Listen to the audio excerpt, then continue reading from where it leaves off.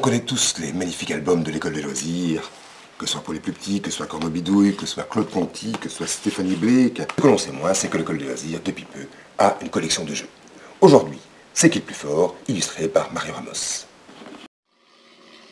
Dans ce jeu qui reprend comme plateau de jeu un décor bien connu des livres de Mario Ramos, nous avons tous des jetons qui représentent des paires de jetons avec des amis, c'est-à-dire des personnages qui proviennent des différents albums de Mario Ramos.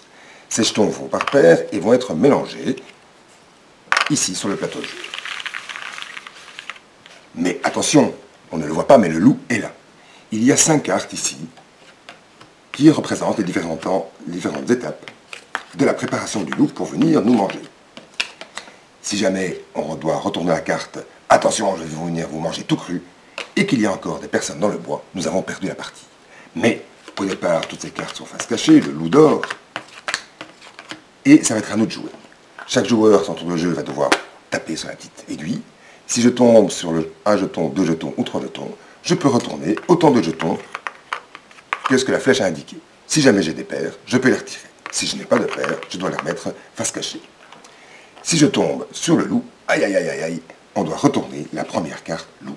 Et là, il dort encore. Si on tombe sur la case verte qui est le loup brûlé, là, c'est une chance, nous pouvons recouvrir de nouveau une carte qu'on avait découverte. Si on tombe sur la sorcière, je peux choisir l'action que je veux parmi celles-là. C'est la première variante. D'autres variantes existent et sont encore plus palpitantes.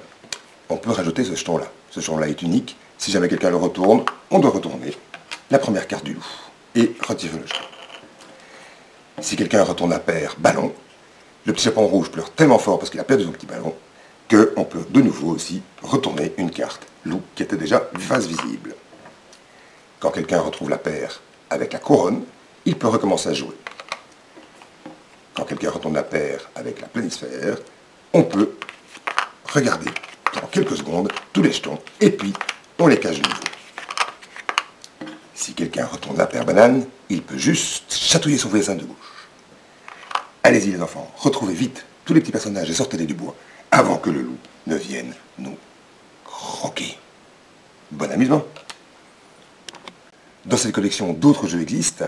Nous avons Pousse-Poussin de Claude Ponty, nous avons le Mémo rigolo avec Stéphanie Blake, et nous avons évidemment le Domino des bruits tiré du best-seller, le livre des bruits qui ne fait pas de bruit.